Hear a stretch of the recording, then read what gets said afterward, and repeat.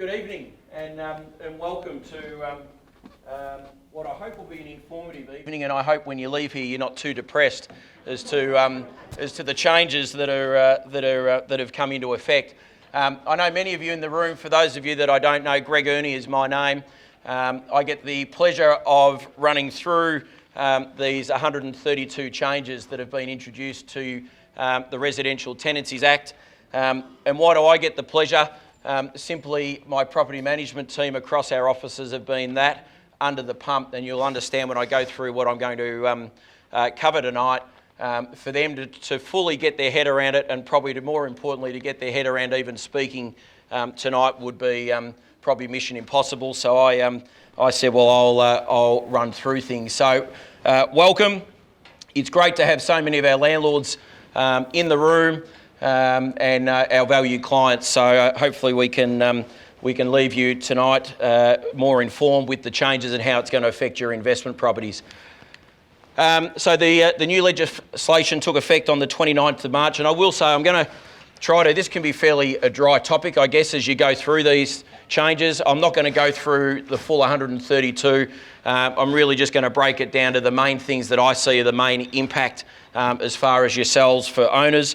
And probably I just want to say as well that some of the things when I talk about evicting tenants and various things, I always keep in the back of my mind the tenants are the lifeblood of our business as well, and without tenants you wouldn't have income for your rental properties. So please don't take it at all that we're anti-tenant. We're not, but obviously you're our clients, and the impacts that affect you and your properties do have ramifications. So I mentioned there's 132 changes.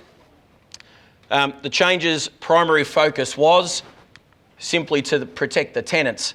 And I think as you'll go through, it's a shame that there wasn't, in my opinion, a bit more of a balanced approach with some of the changes. There's some new terminology, and if I use the old word landlord, I apologise. It's still old habits take a little bit to iron out, but you are now all known as residential rental providers. And tenants will now be called renters. So if I digress during this presentation and I refer to tenants or landlords, I'm sure you'll know what I mean.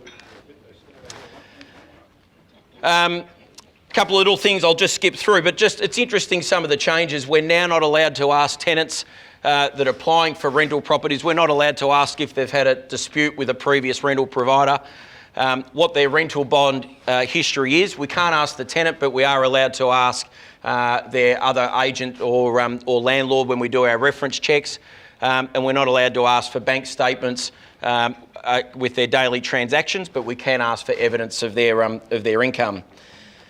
The maximum bond amount and rent in advance, the maximum bond a renter has to pay is equivalent to 1 month's rent.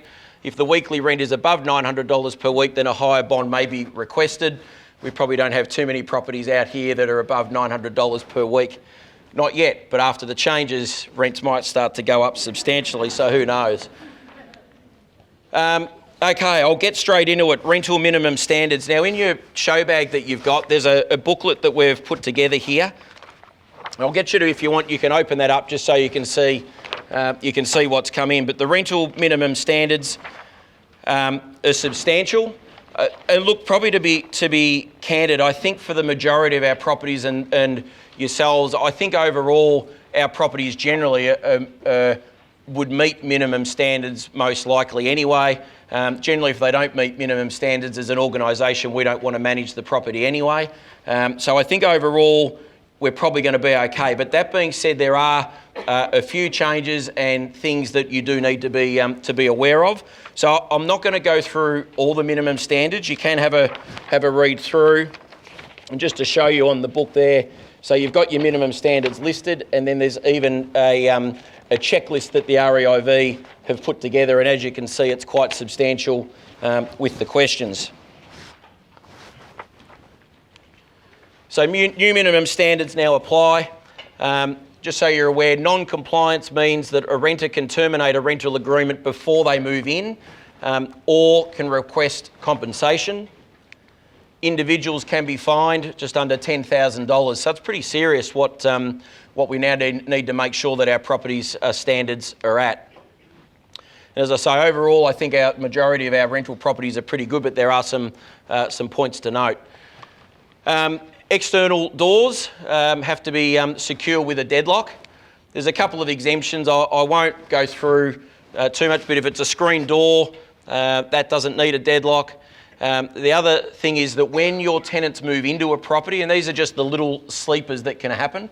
So in the past, we've supplied the tenants with one set of keys. They may have had, say, two garage door remotes. Now, as an example, if we let a property and there's 3 people who are listed on the lease, we've now got to supply each tenant a full set of keys, including garage remote. So, that's like a little sleeper that I call it, that we let the property, there's 3 people on the lease and you've only got 2 garage remotes. Now you've got to go and, not only do we have to get a set of keys cut for each tenant, a full set for all locks, but also you'd need to have a garage remote for each as well. Things like rubbish bins, I won't go through these, they're in there. A lot of these, as I say, are fairly standard, but rubbish bins, toilets, bathrooms, kitchen, laundry, structural soundness, mould, damp, electrical safety, we'll talk about that. So they're listed in that minimum standards, and I'm not going to break that down in its entirety. But we do need to make sure that the property is safe electrical-wise, and don't confuse this with the check that you're going to need to do every couple of years. So it applies from the 29th of March. And I was talking to someone in the audience in the middle of the room before we got started about the changes and have we got our head around it. Even today, some of the advice we're getting now is that while my understanding is that the minimum standards take effect for existing tenants, so if you've already got a tenant that's in the property, it takes effect from the 29th of March. We're now starting to see that perhaps if the tenant is on a fixed term lease and that fixed term lease then expires and goes onto a month by month lease, there's a bit of a discussion around that. At that point, we've then got to meet the minimum standards. And there's a few other things. So I've asked Tracy, if I miss something tonight, Tracy has got a remote, Tracy Russell's from our Mooroolbark office. She can butt in and interrupt me if I get something wrong. But some of these things, we're learning as we go because of the advice or the information that's being given is still coming to us. So, but at this stage, we're running on the basis that if it's an existing tenant, we need to make sure that your property is up to minimum standard by the 29th of March 2023. And for new tenancies, so if your tenant moves out and we've got to go and find a new tenant, then you would need to make sure that now your property meets the new minimum standards. So that's electrical safety. So that's all power outlets, lighting circuits that are be connected to switchboard, circuit breaker, and so forth. We just had a property in the last week that the owners had lived in it for 10 years. We had the inspection done prior to the new tenant moving in, and these owners, bearing in mind it was their family home, they've now got to spend about $1,500. They don't have to do it straight away, but they've got to spend $1,500 to bring it up to the minimum standards. So there are costs associated. Windows, window coverings, lighting, ventilation, heating. So just on the window coverings, it applies from the 29th of March 2022. Each window in every room that is likely to be used as a bedroom or living is to be fitted with a curtain or blind. Now that would be, I would say for the most part, that would be the case anyway, but it's just something to be aware of. Must reasonably block light, provide privacy and windows, and I think this could be one where some properties might need work, that all windows that are capable of opening must be able to be set in a closed or open position and must have a functioning latch to secure against outside entry. A window lock or bolt will suffice. So for some of those older homes where maybe they've just got the window winder but it's not actually lockable, that would be something that will need attention. Heating. There's two definitions of heating. There's a class 1, which is known as houses, and a class 2 of apartments. I'm not going to really go too much into the apartment side of things. We do manage a few of those, probably they're more newer, so I think overall they'll be probably okay. But for new tenancies, any property that's leased after the 29th of March of this year must have a fixed heater in the main living area. So if we relet a property, so as an example, an older home, you might recall some of the older homes originally had like a wall furnace perhaps in the hallway. Now, when we're reletting that property, there needs to be a heater, either a fixed heater on the wall or ducted heating or a wood fire or something like that in the main living area. Any property that's on a current tenancy that was let prior to the 29th of March has until the 28th of March 2023 to install a fixed heater. So if you don't have a fixed heater, you don't have ducted or any of those sort of heating in that main living, then you've got till the 28th of March, 2 years basically, to get that done. After the 28th of March, all fixed heaters must have an energy efficient heater. So my advice is, if you do need to install a heater of some sort, rather than just putting a heater in and then in 2 years' time you've then got to go and put another energy efficient one in, make sure it's an energy, and the property managers will advise you on that, but if you are coordinating that yourself, make sure it's an energy efficient heater. Wood fires are okay, ducted heating, hydronic heating are okay, provided the outlet, as I say, is in the main living room. So with sales at the moment, we now have to, when we sell a property, we've got to have a property disclosure form. Now, as landlords, you now need to supply a property disclosure form as well. Now, that is in your booklet as well. If you fast forward a couple of pages, so you'll see it's called the required disclosure by a residential rental provider. It's not numbered, but it's anyway. That's what it looks like there. So this will be one as an organisation, and for yourselves as landlords, we're still working our way around how this is going to make sure we keep up with this, because this needs to be supplied to the tenant every time we let a property. Now, as agents, an agency, we're not going to know every detail regarding the disclosure, and also as part of the disclosure, I believe the landlord will need to sign. So unfortunately, it might be when we lease your properties, you're now going to have a bit of paperwork to do. Hopefully there'll be some way, I guess, as the agents that we can do it, but at this stage it's looking like as owners you're going to need to complete that every time we lease your property. And you'll understand if you don't like the paperwork that's involved, when you go through and you see the amount of paperwork that our property managers now have to deal with as a result of these changes, it makes you shake your head in disbelief. It is absolutely incredible. So mandatory disclosure requirements: embedded electrical network, location of a homicide in the last 5 years, has there been one, whether the premises comply with the minimum rental standards, the date of the gas, electricity, pool and safety checks, and I'll talk about that in more detail, and the recommendations from those gas or electrical checks as to any works that need to be done, whether the premises is a registered place, and a registered place is something that's, say, got heritage listed as an example. I don't think we'd have too many of those that we would manage, if any, but nonetheless something to be aware of. Whether it's had any history of drugs, whether there's any asbestos at the property, any building or planning applications notice, order or around, the decladding, getting rid of the fire cladding. We probably don't have too much of that, but like in your high-rise type setups. Current domestic, is there a current domestic building dispute?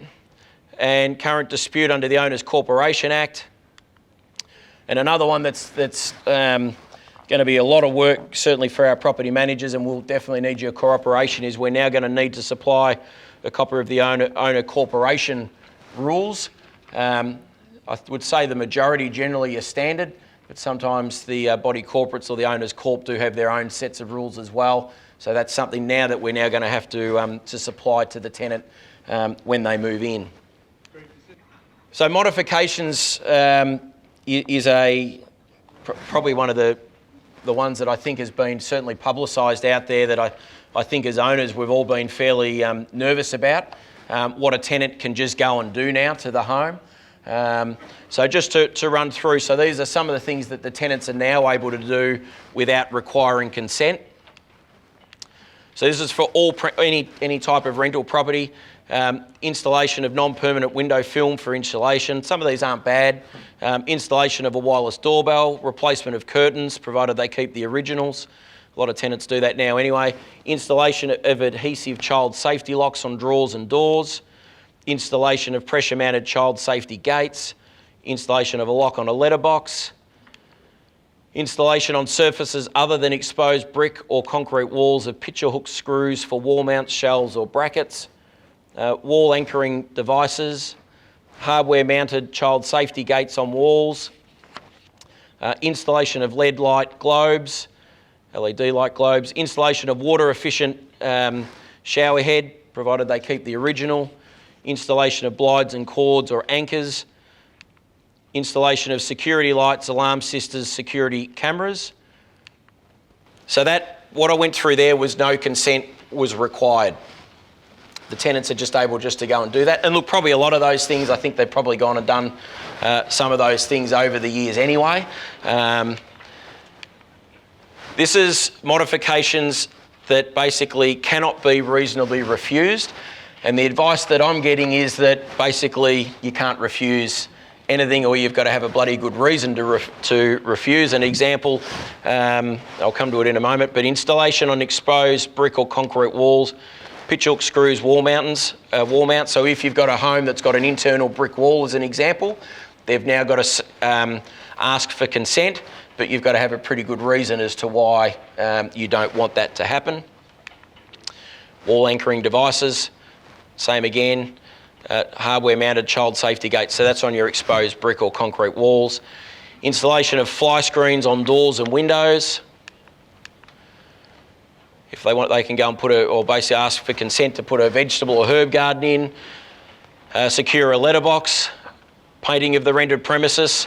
So that's probably been one of the ones that I think's been the most talked about, that the tenants can now basically go and paint the home whatever colour they want. They have to ask for permission, but in a nutshell, I'm not sure what the tribunal would see as a valid reason as to why we can say no.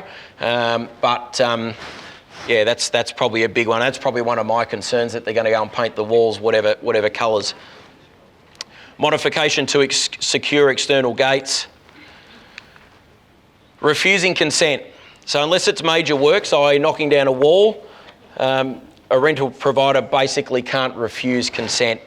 So it'll be interesting when we do refuse consent. I guess probably in line with that, my thought around that is a tenant can ask, we can refuse. Then if the tenant then wants to take it further, well, that's the tenant's choice. And they can go down that path, and as I say, we haven't explored the process around how that goes, whether they take us to the tribunal if they want to paint as an example, or do some works. I think probably where the issue will be, and this is one of the challenges we're faced now, is there's been that much publicity that I think already the tenants think that they've almost got free rein. So yes, they might have to ask for consent, but once the house is painted, it's painted. And that's where the bun fight might then entail at the end of the tenancy. Conditions on consent. The rental provider may, so if depending on what work a tenant wanted to do, the rental provider may require work to be carried out by a suitably qualified tradesperson. The rental provider, however, is not able to choose the tradesman to do the work. So that probably blows my mind a little bit. The tenant wants to, I don't know, let's say install security cameras through the home or something, but we can ask that it be done by a professional, but at the end of the day we can't say who the work's to be done by. The tenant can pick who they want to do that work.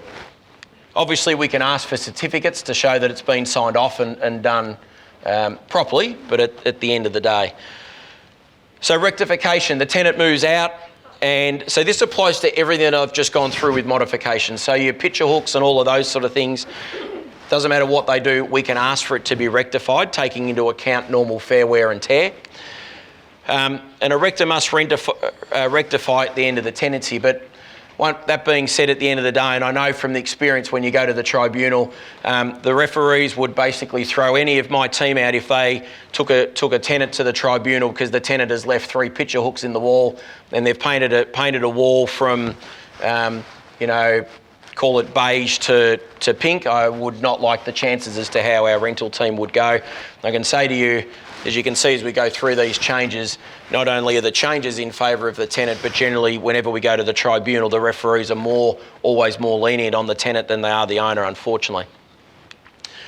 Bonds, so depending on what work though a tenant does want to do, if it is, mate, so let's say the tenant wanted to paint the whole home as an example, or they wanted to do some, I can't even picture what sort of work they would want to do, but if they want to do something substantial, in some circumstances an additional bond can be sought. We would have to get a quote from a qualified tradesperson as to what that cost would be to rectify the modification. So there's a fair bit to take in there. Safety-related activities. This is probably where it's going to hurt the hip pocket for you pretty much straight away. So, electrical safety check. Safety checks of all electrical installations, fittings and appliances provided by the residential rental provider. You now have to have your home checked electrically every 2 years. So every 2 years you've got to have it go in, and I've supplied for you, if you flick over to the next page, following on from the disclosure documents. And this is an example of the electrical check.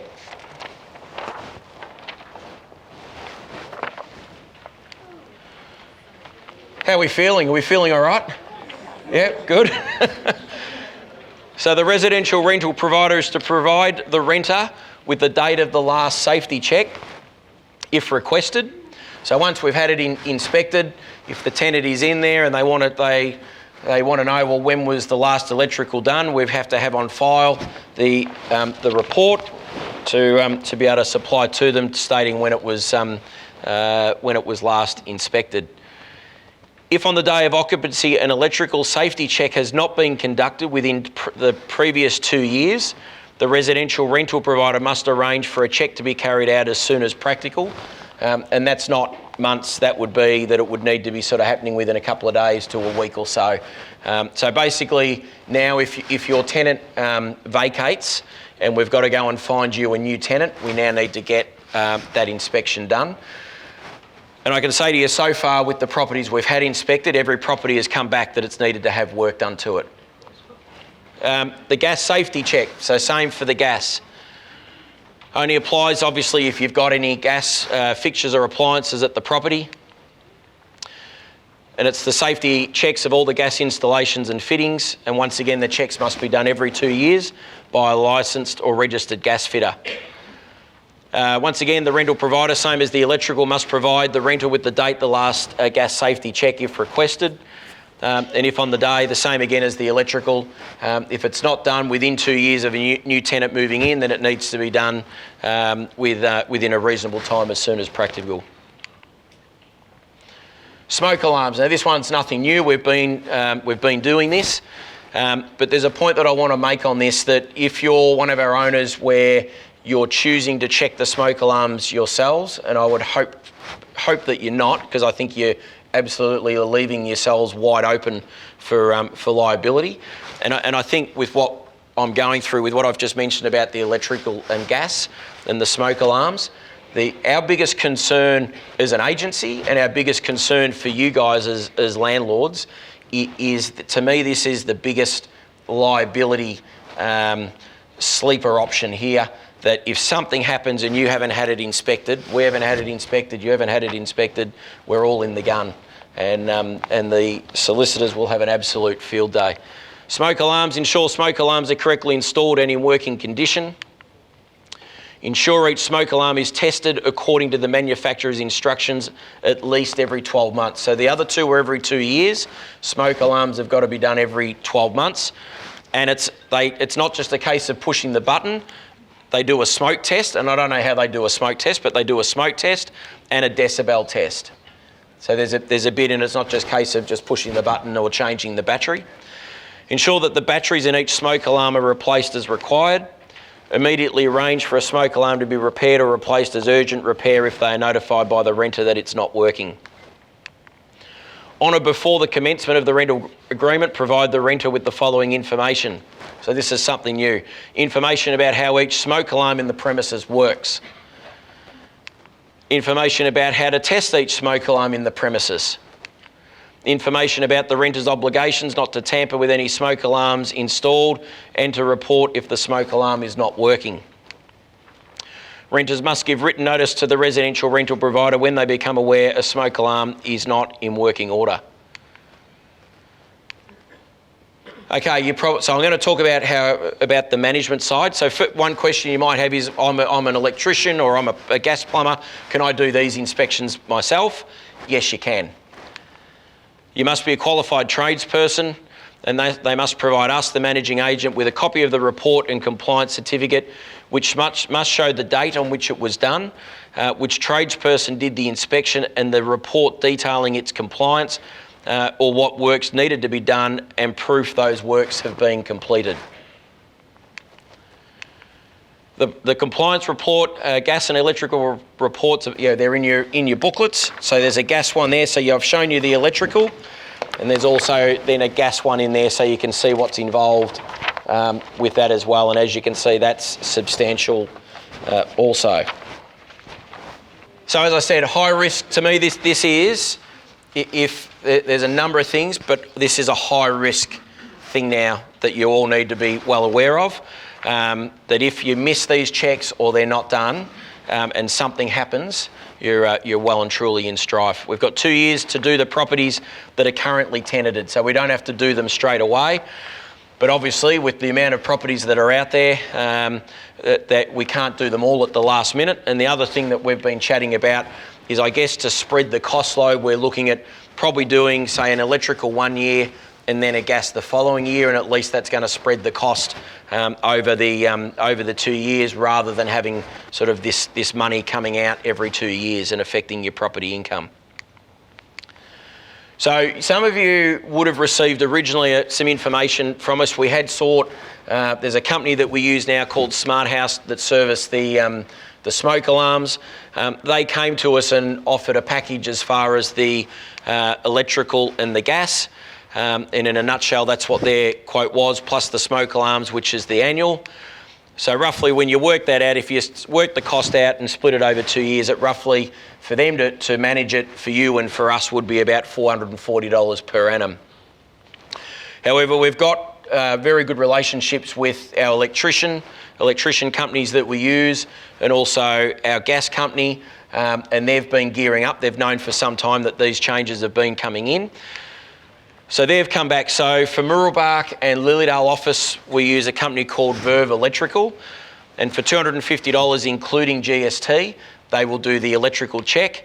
And for the Croydon landlords that are here, I think I might have the spelling slightly incorrect, but Crowell's Electrical, they will also do the same, $250, including GST. As part of that quote, if they have to fix or replace 3 light fittings or power points, so to speak, they will fix those at no charge. And for the amount of work and testing that's involved, I just think by the time the tradesman drives to the property, does all of the checks, the testing, and if they've got a fixed thing, I reckon that's at a remarkable price. Double D Plumbing is who we will be using to do all of the gas checks. So cost depends simply based on the number of gas appliances. If you've only got 1 gas appliance, it's $190, including GST. If you've got 2, it's $220. And if you've got 3 appliances, it's $250, including GST. The smoke alarms, that we're still using Smart House, and that'll be $99 per year. And as I say, it's now no longer sufficient for you as owners to manage that yourself. You need to have someone to do that. So we estimate, depending on really how many gas appliances you've got, we've been able to get it down through those trades that it'll be somewhere between $290 and $350 per annum, depending on how many gas appliances, obviously, that are in the property. So, look, I think for the amount of work that's involved, to me, it's a really good price. At the end of the day, you're free to use your own people. You're free to do it yourselves. But I can just say to you, from our point of view as a business, and from your point of view as landlords, you want to make sure you don't miss that 2 years. And I think for the cost and our systems, the way we're going to have it set up, that these things will just happen. To me, it's peace of mind. That's just the cost to do the checks. Additional costs may be incurred depending on what is found by the checks. And as I say, so far every property we've had checked has needed works to be done. In your booklets there, can I just grab that, Roach? Can you just pass that up to me, please?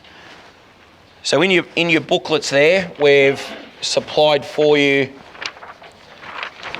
So for Mooroolbark and Lilydale landlords, you've got the Verve electrical. Everyone's got the gas compliance. And then you've got the smart house. And for Croydon landlords, I only got this in today, like literally a couple of hours ago from Crowes. We do have them. They're not in your show bag, but for Croydon landlords, you can see Brent, Jess, Reese, and Don. They will have those, and you can grab those. Guys, if you're comfortable with that tonight, I ask that you complete those and give them to us, and that will then take care of that, and then we'll, at least that's one bit of paperwork that you've got and it's out of the way. Naturally, you can take them with you and read them and drop them back. That's fine as well. Swimming pools, look, we don't manage too many properties with swimming pools. That's a big liability as well, but swimming pools, a rental provider must ensure the pool barrier is maintained in good repair. Renters must give written notice to the residential rental provider as soon as practical if the barrier is not in working order. And if notified, the rental provider must immediately arrange for the swimming pool barrier to be fixed, ASA repaired, replaced as an urgent repair. Yeah, the renter. So I guess in the past, tenants would put those blow-up swimming pools and all of those sort of things. The renter must not erect a relocatable swimming pool without prior written advice to the residential rental provider. Urgent repairs. Urgent repairs need to be reported to the rental provider. That hasn't changed. As a rental provider, obviously we need to act on those immediately, which we do, and we have our systems in place for. One thing that has changed is that if the rental provider does not promptly respond, a renter can engage a qualified tradesperson to rectify the urgent maintenance. The rental provider would need to reimburse the renter, so in other words, the landlord, yourselves would need to reimburse the tenant the cost of the work, which could be up to the amount of $2,500. So previously, if as rental providers you didn't get an urgent repair done and attended to, the tenant could go out and fix that hot water. They could go and buy a new heater, whatever it might be, and they've now got a budget of up to $2,500. Rental non-compliance register. This is a new one. Landlords and agents who are found by Vacant to have breached the duty will have their name, rental property and nature of offence listed on the register. The register will be made available to the public on the Consumer Affairs website. And I was going through this today and I buzzed down to Trace. I said, Trace, what tenant register is there for the tenants that don't do the right thing? So I can give you the answer on that. We have, what's it called? It's the... It's the National... The National Tenancy Database? Yeah, National Tenancy Database. Unfortunately, with the National Tenancy Database, they only keep the records for 3 years. So if you've got a bad tenant and it was 4 or 5 years ago, it's actually not going to come up on the National Tenancy Database. So it's, again, a bit one-sided. Oh, I don't know the answer to that. That was my question too. But there's nothing stopping us from making our own do not touch list. Yes. Yep. Look, one thing I will say, we have a fairly good relationship amongst other property managers around the area. So I know sometimes word will get out of a bad tenant or something, and it'll get distributed. So there's ways that we do that, and we do look after each other in that aspect as well. Compliance and administration fee. So you can probably see there's a fair bit of work that we're now having to take on that is something we've never had to manage before. We are going to be introducing an annual compliance fee for us to just really to keep up with this work. We are looking at, the cost is going to be $99 including GST. And as part of, and I'll come to it a little bit further, but we are looking at having, certainly at Mooroolbark, we're looking to have an additional person that is just going to manage compliance. Lilydale and Croydon are working on how they're going to manage that, but the amount of work that's involved with all of this paperwork is through the roof. Utility charges.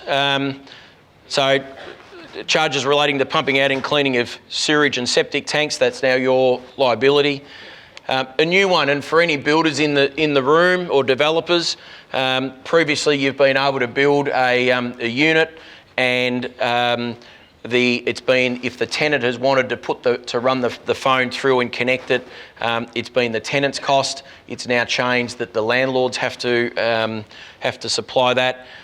It's just something to be aware of, and so just something that now you can't have the tenant covering the cost of that. Pets. Tenants must now seek their landlord's written consent to keep a pet at the rental property using the new pet request form. Another form. Landlords must not unreasonably refuse consent for a tenant to keep a pet. If a landlord wants to refuse consent, they will have 14 days after receiving the form to apply for a VCAT hearing. And the VCAT may order that the landlord's refusal is reasonable and or that the pet is excluded from the property, or the tenant can keep the pet on the rental property or at the rental property. Before making a decision, VCAT may consider the type of pet the tenant wants to keep, the character and nature of the property itself, including appliances, fixtures and fittings, whether refusing permission to keep the pet on the property is allowed under any law, for example, a local council law, anything else it considers relevant. If the landlord, so when we get a pet request form come in now, if we don't respond to that within 14 days, then it's taken that you've given consent and the tenant is then allowed to keep the pet at the property. Righto, I'm going to, rent arrears has been a little change. I'll try not to get too bogged down on this, but because at the end of the day, it's what you're paying us to do. But in a nutshell, the big change probably is in the past that we've been able to apply to VCAT and obviously wait for the hearing whenever that may be. And if the tenant paid the rent between when we applied and when the hearing was, we could still go to the tribunal and we could still either get an adjournment order or we could ask for a possession order and so forth. Now what they have brought in is the tenant is allowed 5 strikes. It's 4 strikes and then the 5th, hopefully they're out. But so in other words, if a renter is 14 days overdue in rent, then obviously we then serve the notice to vacate, which is standard what we do. If the renter repays the overdue rent within the 14-day notice period, then the notice that we've just served on the tenant has no effect. That's one strike. So that applies to the first 4 times, and that's in a 12-month period. So if you've got a tenant that's a constant late payer, in a nutshell, and the key point with this is every 12 months, they call it the 4 strikes or the 5 strikes, resets every 12 months. For the 5th time in the same 12-month period, the notice to vacate remains valid and enforceable even if the tenant pays. So if we've got one of these serial late paying tenants that is constantly late and we keep serving them notice and then they wait and then they pay, then we've got to cancel that hearing. Then they're late again the next month. We do the same, we serve it. So we do that 4 times, then on the 5th time, even if they then pay, we can then, at that point, then go to the tribunal. So very frustrating because in the past, I guess we've been able to use VCAT a little bit to our advantage, that even if the tenant has paid, we've still been able to go and seek a possession order. Not that VCAT would probably grant it much, but if we did get a possession order, at least we could have that, I guess, something to hold over the tenant. So yeah, so there you go. Important to note the 5 strike rule resets every 12 months. This is just the sort of garbage that I guess is out there at the moment. I saw this, it was actually put on an REIV site that we follow, but Tenants Victoria, you talk about, this is the advice they're giving the tenants. Remember that you can only be made to leave your rented home if VCAT makes an order. So, that applies to a tenant that's overdue with rent. If we've served a tenant notice to vacate because we've sold the property and we need vacant possession, this is the sort of just garbage advice that these guys are putting out there. I won't go through through that. Rental increases. Rents can't be increased any more than once every 12 months. So one of the things, and this is something we're probably going to work out how we're going to progress on this forward, but when we the method calculating the rent increase, now we have to include that in a rental agreement. So we've actually got to put into the lease now as to how we're going to calculate what the rent increases will be going forward. At this stage, we're thinking of probably something fairly, not giving too much information, but just basically saying it'll be based on comparable market rents, and we think that leaves us pretty good. But yeah, and the rent increase cannot be any more than the method calculates. I'm hearing various things. I saw a thing today on the REIV site. A fellow property manager asked, "Is there a limit? How much? Can you only increase it up to 10%, or what are you allowed?" Nothing's been stipulated in the Act. I guess all at this stage that I can say is that you have to keep it in line, basically, with market rents. So 60 days notice to be given. It's got to be in a set form which shows the amount the rent is being increased to and how that increase was calculated.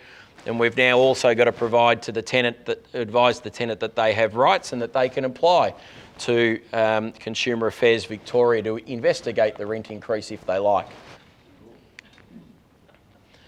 Terminating a renter. So one of the things that unfortunately has gone is the 120-day notice to vacate for no reason. That's now been scrapped. So if you've got a tenant that probably is not a desirable tenant and you're sort of thinking, how can I get rid of this tenant? Unfortunately, you can't just give them 120 days notice to vacate. So landlords now, we must have a reason, and the reason's basically that you want to sell the property, that you want to move in, that they're keeping a pet without approval, that they're in arrears of rent, that they've been threatening or intimidating either yourselves as landlords or our team, or it's at the end of the fixed term tenancy. So there was a question asked about the length of the lease. So terminating a renter, key point, if you're not happy with your tenant, and provided they are still in the first lease period, then serving the tenant notice to vacate for end of the fixed term tenancy is the best option. So provided though that this notice is served at least at the latest 1 day prior to the rental agreement expiring, and we've got to then give the tenant 90 days notice. So it could be, and I guess we still haven't got our heads around whether you're better to have a longer lease or 12 months. I don't know what the answer on that is, but that's something, I guess, to keep in mind, that I guess if you did have a longer lease, but at the same time, I don't know whether a tenant's going to be prepared to sign up for a 2-year lease straight away anyway. But I think if I can say to you, just and certainly our team will be aware of it, and we'll be advising you that if we think there's a tenant that probably needs to be moved along and they're in that first 12-month period, we'll be letting you know what course of action we think should be taken. Now you might be thinking, after all of this, bugger this, I'm out. We've had a number of owners that have, Trace, I think it was at 24 or 26 of our landlords have engaged us to put their rental property on, about 30 in the last, probably, what's that, in the last 6 weeks? 4 to 6 weeks. 4 to 6 weeks. So there is a bit of a process on that, and as far as that too, it could be because of the changes. It could also be that we've just probably gone through or are in the process of one of the biggest booms that we've seen the last couple of months. So I don't know whether it's all to do with these changes, but there has been some changes that affect us now when we sell a property. We've got to give the agent must give 7 days notice prior to us conducting a sales appraisal. We've got to give 14 days notice of intention to sell. I've attached the notice to sell document. That's the last page there in the booklet. So we've got to supply that to the tenant, and we've got our own letter we've been working on that we have, and we actually get the tenants to sign off on a few things as well. A change that they've brought in now, compensation to renters for inspections. So we've now, when we do an inspection, we've got to either 1/2 of the daily amount of the rent payable under the residential tenancy agreement, or $30, whichever is the greater per tenant per buyer inspection or open inspection, whichever is the highest amount. This will be noted by our property management team, and the rent will be reduced by the appropriate amount. That's how we're going to manage that. Unless otherwise agreed between the selling agent and the tenant, that we're only allowed 2 inspections per week, and a week permitted, and a minimum of 48 hours notice must be given prior to those inspections unless agreed prior. So we're, in a nutshell, we've had a number of discussions with our sales team as to how best to now handle this.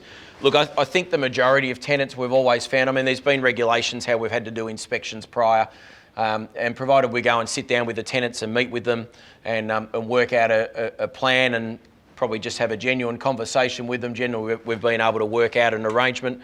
But if we do have one that is a stickler to the rules, then it's 48 hours notice in writing that we've got to give them, and we're only allowed 2 inspections. Keeping in mind that every time we do an inspection, as in an open for inspection, which we're allowed, the 2 inspections are at an hour each, then it's a $30 each time. So we're basically looking at having a scheduled open, and then probably a time slot on a Monday or a Tuesday night, scheduled with the tenant for another hour or so, either for another open or where the buyers can come back for another look, and that's how we anticipate to do that. Some of you may be thinking that you're going to, that right, I do want to sell at some point. I won't spend too much time on this, but I think the choice is now and it probably depends on the quality of your tenant, but if you do decide you're going to sell your property, first of all, it's not just the quality of the tenant as to how they present your home, but also I guess it's, do we anticipate that the tenant is going to give us grief once the property is sold, and will they vacate at the date that they're meant to be out by once we've served them notice? Because if they don't, and they don't move out, and we've applied to Vacant, and with the delays of Vacant and all of that sort of thing, I can see some sales actually going pear-shaped because we've got a tenant that's a pain in the you-know-what and doesn't vacate in time, and then the buyer is able to get out of the sale. So there's a bit to consider, and that's something that our sales team and the property management team, we will advise you if you do look to sell your property. I guess probably a little bit of how we feel we're going to get on with the tenant and how they're going to present it. But just the other option is that you serve your tenant notice and then you look to sell the property vacant. But I think if you're going to do that, yes, it's an option. But I just did some rough sums as to what I would estimate it may cost if you go down that path. I reckon all up, if you go to sell give your tenant notice, they move out, then you do a little bit of work to present it. You might get it staged, you might paint it, put a bit of new carpet in or whatever, bit of garden or maintenance. Then it might be vacant for 4 months, keeping in mind it's vacant from the time the tenant moves out to the day that it settles. So you've lost a bit of rent there. It might be around 15, 16 grand roughly that it could cost you. Now, the thing you're going to have to weigh up obviously is, does that mean by you doing that work that you're going to get an extra 30 or 40,000 because the home will present better? Who knows? And they're things we'll discuss with you, but that's just something just to give a bit of thought. I'm going to wrap up, but just our team, I take my hat off to these guys. They've been working so hard to adapt to these new changes. So many new systems and procedures. We're still working through it. I've only gone through not even half of the actual new changes are that thick. It's massive, the work that we're having to do as a business to bring it in, and the property managers are well and truly at copying that. As I said, the amount of work that they now have to do is just increased at a level I've never seen before. And on top of that, last year we had the rental moratorium. We weren't able to evict tenants. We couldn't increase rents. Landlords, as yourselves, you couldn't sell your property if you wanted to because we couldn't serve the tenant notice to move out. It couldn't have been a worse time to introduce such changes. Mind you, I don't think there would have been a good time to introduce it, but I caught up with Leah from the president of the REIV. She said about a third of property managers have left the industry in the last 6 months. So, it's been a pretty full-on period. We're doing all that we can to look after our team. We've had a number of our property managers leave, pregnancy and various things. We've got a number of our new team. I'm going to get them to, I promised I wouldn't get them up on stage, but I will just get them to come around to the side so I can introduce them. To understand what's involved to manage a property and to get your head around these new changes, they have been unbelievable. As I say, we're still finalising our systems. As you can tell, some of your questions, we haven't got all the answers. We'll continue to work through that. You've got those forms there. Fill those in. If you want to have a read through them, that's fine. I'll come to you in a moment. Guys, I reckon we might call it.